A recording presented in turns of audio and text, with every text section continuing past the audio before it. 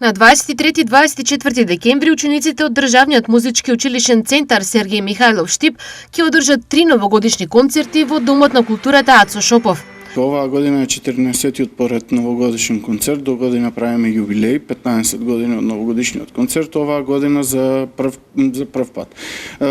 Се изненадивме дека во рокот неполни 2 дена се продадоа две премиери, односно 2 концерта, на 23 и на 24 од 20 часот, па заради тоа